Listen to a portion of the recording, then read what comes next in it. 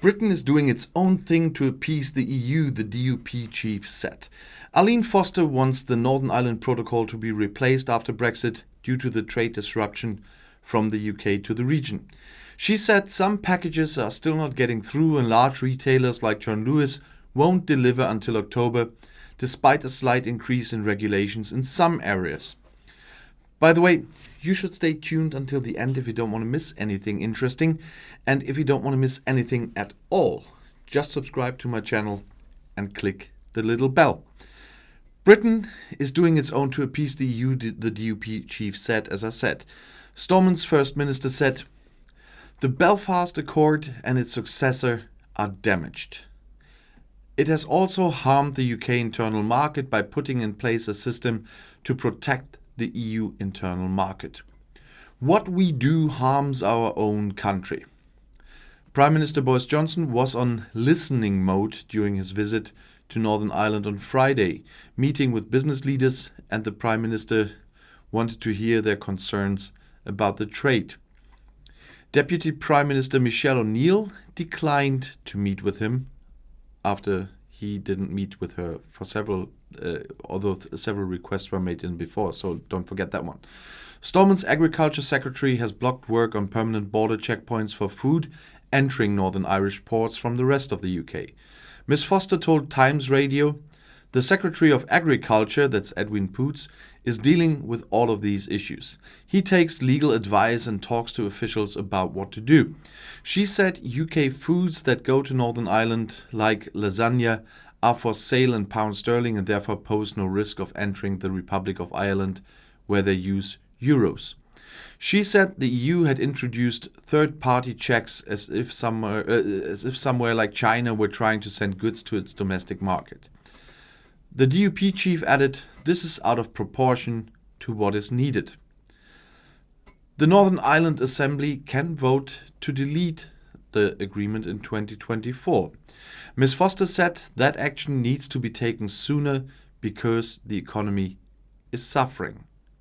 She added, "We need to replace the protocol and find a much more sensible way to manage the risk of the EU internal market."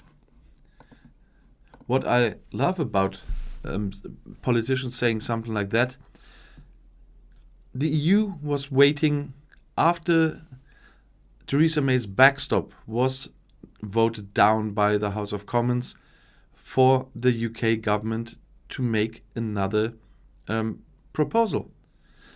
And whatever I heard from Arlene Foster recently, she always says what has to go and has to be replaced by something new, something more sensible. But what is her proposal to do so? It's easy to be against something. Like I hear all the time from many Brexiteers, I'm against this, I'm against that. We have the Querdenker idiots here in Germany, I'm against this, I'm against that. But nobody of these people ever says what is the better proposal. And I'm not talking about just drop it and let everything flow freely without being checked at all. That's not how the world works. So, Mrs. Foster, or Miss Foster as she's always described, please make a proposal what can replace the Northern Ireland Protocol. And I mean something that's working and not something that's pooped by a unicorn in your dreams or something. Mr. Johnson said the protocol is not working the way he imagined it would. Yeah, of course, you didn't prepare for it, you didn't do your homework, and so it can't work the way it was supposed to work. The Prime Minister said he did not think the agreements he had made with the EU would include restrictions on the transport of food, such as sausages, on package deliveries, and on-site from the UK. Yeah, did you read what you signed? Brittany enters Northern Ireland. He said the protocol worked imbalanced and as a result irritated the loyalists and unionist community in Northern Ireland. Mr. Johnson said the protocol requires more processes and controls than it should, and that is why the UK government has decided to delay its implementation until longer-term solutions are found with the EU. Yeah, and now you're waiting for the EU to make a proposal or what? The Northern Ireland Assembly can vote to delete this in 2024, as I said, and that Ms. Foster really wants to do that now. I absolutely believe. But once again, none of those people complaining on that side made any suggestion what to replace it with. The goal can't be a hard border on the island of Ireland. And really, sometimes I have no words for how disgusted I am by some politicians. I have myself experienced as a voluntary politician, never a paid politician, always a voluntary politician for a very long time. I'm almost in politics for 30 years, always voluntary. But when I hear something like this, and before somebody of the Brexiteers starts again, the corrupt idiots we kicked out of our party because of getting payments for masks and whatever, they are nothing better. But we kicked them out. You still have them as your government. And so, what a load of bollocks. And another thing, the end of the Brexit transition period on December 31st brought an end to the UK's participation in the EU emission trading system. The EU ETS, the bloc's flagship cap and trade scheme for reducing greenhouse gas emissions.